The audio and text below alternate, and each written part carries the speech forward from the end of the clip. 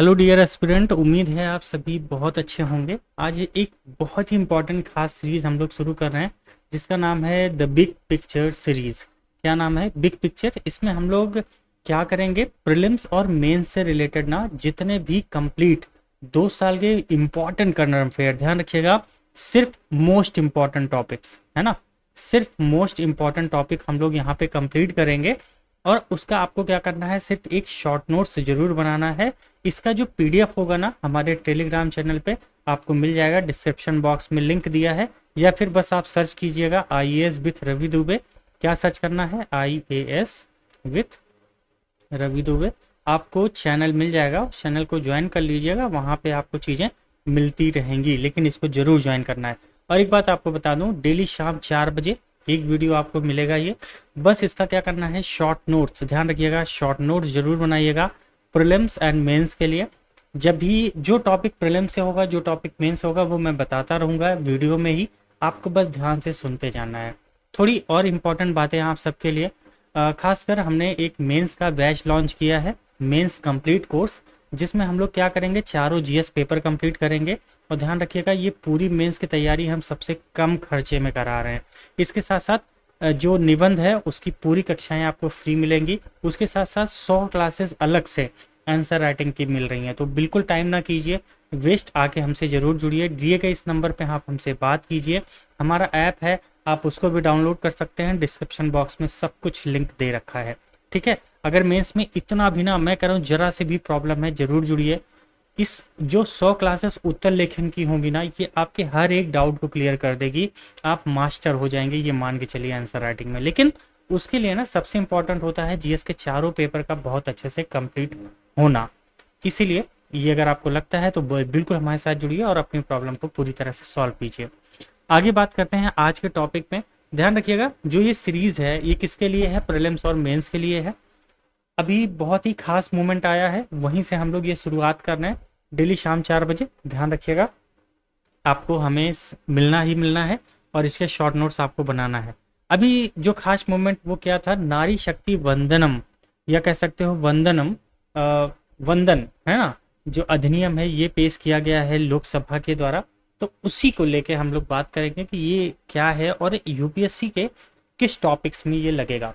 तो अभी जैसा क्या लिखा है, recently the Lok Sabha and Rajya Sabha both passes women reservation bill 2023, 128th constitutional amendment bill और नारी शक्ति वंदनम अभियान अधिनियम। तो ये जो अधिनियम है, ये बात ध्यान रखिएगा किस चीज को लेकर आया है, इस पे भी डिस्कस करेंगे। इसके प्रेजेंटेटिव मतलब ये इसका इम्पोर्टेंस क्या है ये समझेंगे, और हमारे समाज में किस लेवल पे ये चेंजेस लेके आने वाला है ये भी समझेंगे, और यूपीएससी किस टाइप से आपसे क्वेश्चन पूछेगी ये भी हम लोग बहुत अच्छे से समझेंगे। लेकिन उससे पहले ये बता दूं, ये टॉपिक लगेगा कहाँ, जो आपका जीएस पेपर 1 है, ठीक है, जीएस पेपर 1 है। जीएस पेपर 1 का जो सोसाइटी का पार्ट है वहां पे ये लग सकता है। जीएस पेपर 2 जो हमारा कॉन्स्टिट्यूशनल का पार्ट है वहां पे लग सकता है, क्योंकि अमेंडमेंट हुआ है तो हमारी यूनिट 1 में ही अमेंडमेंट की बात की जाती है। और सोसाइटी की जो बात है ना, भारतीय समाज की, वो हमारा जो यूनिट नंबर 6 से लेके यूनिट नंबर 9 तक की बात है। तो आप ये 4 यूनिट यहाँ पे और जीएस पेपर 2 में ये कर सकते हैं। उसके साथ साथ ना कहीं और बहुत सारी जगह पे हम इसको यूज करेंगे, जैसे हमारा एसए का पार्ट हुआ, वहां पे कैसे यूज करेंगे ये सब चीजें हम लोग समझेंगे। लेकिन उससे पहले आज के इस अधिनियम के बारे में ये जानना होगा कि ये भाई जो ये अधिनियम पारित किया गया है इसका क्या मतलब है। हर एक चीज बहुत डिटेल में जानेंगे, लेकिन उसके पहले मैं बार बार कह रहा हूँ, क्या करना है, सबसे पहले उसका यूजेस हमें समझना होता है कि हमें यूज कहाँ करना है, ठीक है। हाँ, 128th कॉन्स्टिट्यूशनल अमेंडमेंट बिल, ये प्रीलिम्स का टॉपिक बन सकता है, तो इसको आप ध्यान रखिएगा। लोकसभा राज्यसभा दोनों जगह से पारित किया गया है। और कुछ बातें जो प्रीलिम्स और मेंस के लिए इंपॉर्टेंट होगी तो वो तो मैं आपको बताऊंगा ही बताऊंगा। चलिए अब बात करते हैं, सबसे पहले ये जो अधिनियम आया है ये किस लिए आया है। तो सबसे पहले बात करें, the bill reserve 1/3 of the seat, 1/3 सीटें ये आरक्षित करेगा। कहाँ कहाँ करेगा? नंबर 1 लोकसभा, दूसरा राज्यसभाओं, और तीसरा दिल्ली विधानसभा, ठीक है। 3 ही जगह है, ध्यान रखिएगा। सबसे पहला क्या है, लोकसभा, राज्य की जो विधानसभाएं हैं मतलब स्टेट लेजिस्लेचर असेंबली, उसके साथ जो दिल्ली की असेंबली है उसकी जो विधानसभा है वहां पे, यही 3 जगह पे ये 1/3 सीटें आरक्षित होंगी। किसके लिए? महिलाओं के लिए। The bill also apply the seat reserve for ST and SC in Lok Sabha and state legislation. दो शेड्यूल कास्ट है या शेड्यूल ट्राइब्स हैं, उनके लोगों के लिए भी यहाँ से सीटें रिजर्व की जाएंगी, लेकिन अभी फिक्स नहीं है कि वो कितनी होंगी, लेकिन ये कहा गया है कि फिक्स है होंगी। तो ये बातें ध्यान रखिएगा कहाँ कहाँ के लिए है। तो अगर हम बात करें कहाँ के लिए नहीं है, तो अगर आपने यहाँ देखा हो लोकसभा है लेकिन यहाँ पे राज्यसभा नहीं है, तो जो राज्यसभा का मैटर है ना वो यहाँ पे नहीं लगेगा। उसके बाद जो स्टेट लेजिस्लेटिव काउंसिल होती है, जिसे हम लोग विधान परिषद कहते हैं, क्या बोलते हैं भाई? विधान परिषद। तो जो ये विधान परिषद है ना, यहाँ पे भी ये बिल लागू नहीं होगा। तो यूपीएससी क्या करेगी, जब भी प्रीलिम्स में क्वेश्चन बनाएगी और ये पूछ सकती है कि नारी शक्ति वंदनम अधिनियम कहाँ कहाँ लागू हो रहा है, तो सबसे पहला ऑप्शन में क्या आएगा? लोकसभा, फिर दे देगा वो राज्यसभा, फिर दे देगा विधान परिषद, फिर लिखा होगा राज्य विधान परिषद। और आपने अगर सही से नहीं पढ़ा है तो आप कंफ्यूज हो जाओगे, गलत कर दोगे। तो ध्यान रखना, राज्यसभा और विधान परिषद में ये लागू नहीं होगा। ओके, यहाँ की बात अभी नहीं कही गई है, आने वाले समय में क्या होगा नहीं पता, लेकिन अभी के लिए तो इतना हमें पता है कि इसकी कोई भी बात बिल में नहीं कही गई है। आगे समझते हैं कुछ इंपॉर्टेंट बातें। सबसे पहले बात करें कि अभी जो मामला है, लगभग 82 women's member in the parliament, लगभग 15.2% कहाँ पे हैं? सीधी सी बात है, लोकसभा में। और लगभग 31 वुमेन कहाँ पे हैं? राज्यसभा में, लगभग 13% आप कह सकते हैं। ठीक है, लोकसभा में कुल मिला के कितनी महिलाएं हैं? 82, मतलब कि 15.2%, और राज्यसभा में 31 महिलाएं हैं, मतलब 13%। वहीं आगे बात करें, while the number has increased significantly since first Lok Sabha 5%, but still lower than many countries। देखो, जब पहली लोकसभा आई थी ना, कब की बात है? 1951 में, तब सिर्फ 5% महिलाएं थी, लेकिन धीरे धीरे ये नंबर तो बढ़े हैं, आज 15% पे हम पहुंचे हैं। लेकिन देखा जाए अन्य देशों की तुलना में अभी भी ये बहुत कम है। तो वही जब भी एग्जाम्पल देने होंगे तो क्या क्या एग्जाम्पल दोगे, आइए ये भी देख लेते हैं। तो सबसे पहले अभी यूनाइटेड नेशन का वुमेन का डेटा आया है, उस जो संयुक्त राष्ट्र का महिला आंकड़ा है उसके अनुसार अगर देखें, रवांडा नाम का एक देश है, वहाँ पे 61% महिला हैं, वहाँ के कह सकते हो कि पार्लियामेंट में। वहीं क्यूबा में 53% है। उसके बाद एक निरुकुगा, ये एक देश है, वहाँ पे कितना है? 52%। तो ये 3 देश ऐसे हैं जो टॉप 3 कंट्रीज हैं वुमेन रिप्रेजेंटेशन में। ये बात ध्यान रखना, महिला प्रतिनिधित्व में ये 3 देश शीर्ष में है। लेकिन आगे बात करें बांग्लादेश की, तो वहाँ 21%, पाकिस्तान में 20% है, मतलब कि जो इंडिया से ज़्यादा ही है मामला। तो कहीं ना कहीं भारत के लिए बहुत बड़ी एक चुनौती तो थी ही कि भाई सीधी सी बात है, पॉलिटिकल फ्रीडम हमें महिलाओं को देना जरूरी है, इसी वजह से। और पाकिस्तान और बांग्लादेश जैसे भी जो देश हैं वो हमसे आगे हैं फ्रीडम देने में, तो हम पीछे क्यों हटें? ठीक है ना। तो जब भी आर्गुमेंट्स की बात आएगी तो ये आर्गुमेंट्स आप अपने रख सकते हैं। अब आइए समझते हैं ना कि इस बिल का सबसे इंपॉर्टेंट फीचर क्या है। सबसे पहला, ये जो रिजर्वेशन दिया जाएगा ना, वो सिर्फ अगले आने वाले 15 सालों तक होगा, जब से ये लागू हो जाएगा। तो it shall be continue till the date determine the law made by the parliament. हालांकि उसके बाद जो पार्लियामेंट है वो उसको बताएगा कि आगे क्या होना है, लेकिन अभी ये ध्यान रखिएगा कि 15 साल तक के लिए है। जैसे मान लेते हैं कि लागू हुआ है तो अगले 15 साल तक के लिए रिजर्वेशन अलाउ रहेगा, लेकिन उसके बाद पार्लियामेंट चाहेगा तो आगे बढ़ाएगा या नहीं बढ़ाएगा। आगे कुछ इंपॉर्टेंट बातें करें, the reservation will effective after the census conducted after the commencement of the bill has been published based on the census delimitation will be undertaken to reserve seat for the women। इसका ये मतलब है जो विधेयक है वो तभी लागू होगा जब जनगणना होगी, और जनगणना के बाद जो आरक्षण है वो तभी प्रभाव होगा। तो भैया कैसी जनगणना? एक जनगणना ऐसी होगी, ये देखा जाएगा जो सीटें हैं वो अब लोकसभा में कितने होने वाली हैं, मतलब जिसे हम परिसीमन कहते हैं, डिलिमिटेशन। तो परिसीमन आयोग होता है जो क्या करता है, पूरे भारत में क्या करेगा, एक तरह से ये देखेगा कि अभी लोकसभा राज्यसभा की कितने और सीटें बढ़ाई जा सकती हैं, तो उन बढ़ी हुई सीटों पे लागू होगा। अभी ऐसा कुछ भी नहीं है कि लागू होने वाला है। तो जब परिसीमन होगा वैसे अभी अगर आपको बता दूं 2026 तक तो कोई परिसीमन हो ही नहीं सकता है भारत में, ठीक है ना, क्योंकि जब ये 2002 में इसका बिल लाया गया था, और उस 2002 में, सॉरी, है ना, 2002 में बिल लाया गया था और उसमें इसको 25 सालों के लिए आगे बढ़ा दिया गया था, ठीक है, ध्यान रखिएगा। तो भाई 2026 में परिसीमन होगा, उसके बाद कहीं कुछ होने वाला है। लेकिन अभी ये समझना हमारे लिए जरूरी है कि इसके फीचर्स क्या थे। तो दो फीचर नहीं भूलना है। नंबर एक, भाई सीधी सी बात है, 15 साल के लिए है, और दूसरा, जब परिसीमन आयोग क्या करेगा, सीटें निर्धारित करेगा, उसके बाद ये रिजर्वेशन मिलना शुरू होगा। अब सबसे पहले कुछ हिस्ट्री की बात कर लें कि कब कब ऐसा हुआ, यह रिजर्वेशन लाने की कोशिश की गई थी, महिलाओं के लिए जो सीटें आरक्षित हुई हैं उसके कब कब प्रयास हुए। तो सबसे पहले बात करें 1996 पहला महिला आरक्षण विधेयक संसद में पेश किया गया था 1996 में।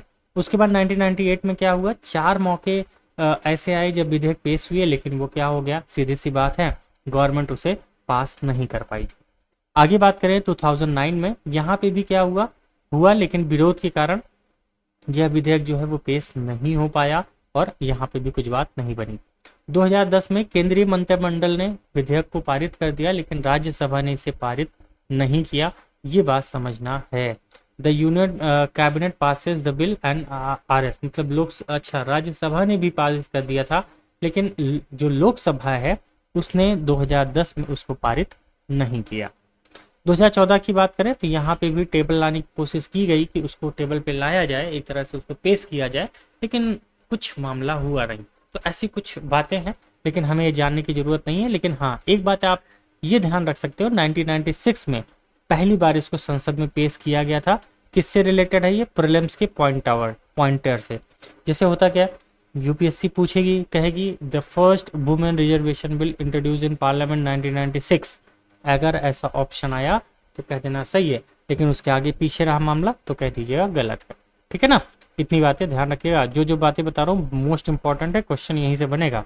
चलिए आगे बात करते हैं कुछ इंपॉर्टेंट बातें, और कि भाई देखो सब कुछ तो अच्छा है, लेकिन दो बातें इसमें ना ऐसी हैं जो कहीं ना कहीं लगता है मन में खटकता है। नंबर एक, जो अभी बिल आया है इसमें प्रोवाइड नहीं किया गया है women reservation in Rajya Sabha and state legislative council, जो मैंने शुरुआत में ही बताई कि जो मौजूदा विधेयक है उसमें राज्यसभा और राज्य विधान परिषद में महिला आरक्षण को प्रदान नहीं किया गया है।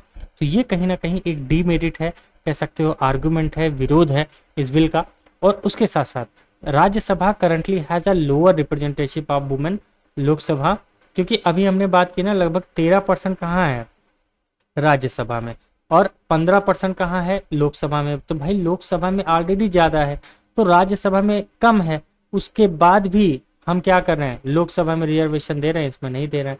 तो ये क्या है, आर्गुमेंट्स हैं। और यूपीएससी जब भी मेंस में अगर क्वेश्चन पूछेगा, आर्गुमेंट तो आपसे पूछेगा ही पूछेगा 100%, और ये मान के चलिए पेपर लीक हो चुका है, यहाँ से क्वेश्चन आएगा ही आएगा, लेकिन उसी हिसाब से हमें तैयार रहना चाहिए, ठीक है।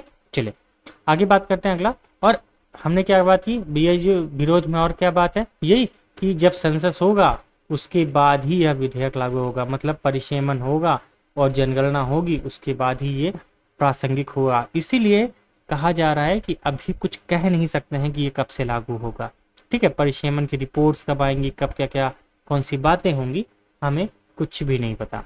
लेकिन कुछ और बातें हमारे जानने के लिए जरूरी है कि चैलेंजेस क्या हैं। अगर इस बिल को हमें लाना है ना, तो सबसे इम्पोर्टेंट क्या बात है, अभी और क्या चैलेंजेस आने वाले हैं परिसीमन के आगे। तो ध्यान रखिएगा, सबसे पहला जो महिला आरक्षण विधेयक है, जो लोकसभा और राज्य विधाओं के महिला के 33% सीटें आरक्षित करता है, उसमें ओबीसी की महिला के लिए कोटा शामिल नहीं किया गया है। तो एसटी और एससी, ध्यान रखना, हमने पढ़ा था ना एससी एंड एसटी, मतलब schedule caste and schedule tribes के लिए तो बात कही गई है, लेकिन भैया जो ओबीसी महिलाएं हैं उनके लिए कोई बात नहीं की गई है। तो कहीं ना कहीं जो ओबीसी हैं वो डरे हुए हैं कि आगे क्या होने वाला है, क्या नहीं होने वाला है। तो ये भी एक बहुत बड़ा चैलेंज है, ध्यान रखिएगा किस चीज को लेके, इस बिल को लेके, ठीक है ना। आगे, the date of next census is entirely undetermined, so delimitation is doubly intermediate. इसका मतलब है कि अभी तक जो जनगणना की तारीख है पूरी तरह से अनिश्चित है, इसीलिए परिसीमन दोगुना अनिश्चित है। मतलब अभी तक जनगणना ही नहीं क्लियर है, तो भैया परिसीमन कब होगा। तो सबसे इंपॉर्टेंट है, देखिए भारत सरकार आप सभी जानते हैं हर 10 साल बाद, कितने साल बाद, हर 10 साल बाद क्या होता है, जनगणना होती है। तो जैसे 2011 में हुआ, फिर 2021 में होना था, लेकिन कोविड के चलते इसको टाला गया या किसी कारण से, तो अभी तक नहीं हुआ है। तो भाई जब तक जनगणना नहीं होगी तब तक परिसीमन होगी नहीं। तो अभी जनगणना ही नहीं हुई है, 2023 आ गया है, तो जब जनगणना होगी उसके बाद की बात आगे बढ़ेगी। अभी कुछ भी कहा नहीं जा सकता है, ठीक है। तो भैया ये चैलेंज है इस बिल को लेके। लेकिन कुछ और बातें करते हैं कि भैया जो वुमेन का रिप्रेजेंटेशन बढ़ने से वो और अच्छे से क्या कर पाएंगी, वो अपने आप को कैसे आगे बढ़ा पाएंगी, है ना। तो आप सबसे पहले लिखेंगे स्ट्रेंथन इंडिपेंडेंट डिसीजन मेकिंग, मतलब उनको स्वतंत्र निर्णय लेने पे वो मजबूत होंगी और अपने जो डिसीजन मेकिंग पावर है उनकी वो बढ़ेगी। उसके साथ साथ इंक्रीजिंग अवेयरनेस एंड एजुकेशन। देखो अभी क्या है, बहुत सारी महिलाएं ना कभी नेता उता बनने के बारे में सोच नहीं पाती हैं, जो बहुत बड़ी यूनिवर्सिटी में पढ़ रही हैं वहां पे भी बहुत संकोची हो जाती हैं। तो जो थोड़े से क्या है कि उस कल्चर में आ जाती है पॉलिटिकल में, वो कहीं ना कहीं ऐसा कुछ हो पाता है, नहीं तो नहीं आ पाती हैं।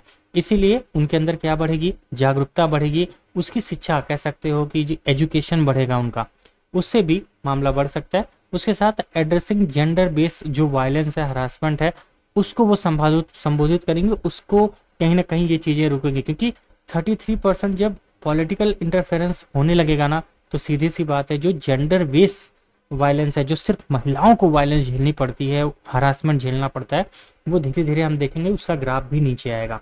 तो ये काफी इंपॉर्टेंट है। आगे रिफॉर्म होंगे इलेक्टोरल प्रोसेस में, बिल्कुल जो चुनावी प्रक्रिया है उसमें सुधार होगा। क्योंकि महिलाएं जब आएंगी ना तो कुछ नया तो करना पड़ेगा, सीधी सी बात है, चुनाव आयोग को भी। तो ये चीजें बेहतर होगा। और आगे representation in politics can be break stereotypes and inspire future generation. और राजनीतिक में जब प्रतिनिधित्व तो बढ़ेगा तो जो रूढ़िवादिता है, जो ऑलरेडी हमने एक मिथ बना के रखा है ना, वो टूटेगा। और जो भावी पीढ़ियां हैं, जो आने वाली पीढ़ियां हैं हमारी, वो कहीं ना कहीं प्रेरित होंगी और इस बिल को कभी ना कभी 50% तक लेके जाएंगी। तो ये बात हमें समझाता है। और जो हमारा समाज है वो क्या होगा, सीधी सी बात है, जो आगे बढ़ेगा, महिलाएं जो होंगी वो कैसी होंगी, आत्म प्रतिनिधित्व और आत्म निर्णय लेने का अधिकार मिलेगा। सेल्फ रिप्रेजेंटेशन, अपने आप को उपार्जन करेंगी, और उसके साथ साथ सेल्फ डिटर्मिनेशन, ये चीज उनके अंदर निकलेगा। जब ये निकलेगा ना तो ये क्या करेगा, महिला सशक्तिकरण, है ना। तो जब भी सोसाइटी में पूछेगा ये बातें लिख दीजिएगा, और कॉन्स्टिट्यूशन में पूछेगा तो हमने ऊपर इतनी सारी बातें कर ही ली, बस इतना बहुत अच्छे से कर लीजिएगा, बात बन जाएगी। एक बात और, कुछ आर्टिकल वगैरह है वो भी हैं, तो आप हमारी करंट अफेयर की मैगजीन है एप्लीकेशन पे, आप उसको ले सकते हैं, वहां पे थोड़ा और डिटेल में चीजें दे रखी हैं, ठीक है ना। लेकिन ऐप डाउनलोड कर लीजिए, टेलीग्राम चैनल को जरूर डाउनलोड कर लीजिए, मतलब ऐप डाउनलोड कर लीजिए, टेलीग्राम चैनल को जरूर ज्वाइन कर लीजिए। और एक बात बताऊं आपको, अगर आपका मेंस कहीं से भी कमजोर है ना, विश्वास कीजिए, हमारे साथ जुड़िए, आपके मेंस को हम इतना मजबूत कर देंगे कि आपको लगेगा कि यार कुछ मैं कर रहा हूँ एक कोर यूपीएससी एस्पिरेंट की तरह। दिए गए नंबर पे कॉल कीजिए, व्हाट्सअप कीजिए, और हमारा ऐप डिस्क्रिप्शन बॉक्स में लिंक है, उसको जरूर डाउनलोड कीजिए। चलिए फिर आपसे मिलेंगे जल्दी अगले सेशन में, तब तक के लिए आप सभी अपना बहुत सारा ख्याल रखिए और पढ़ते रहिए।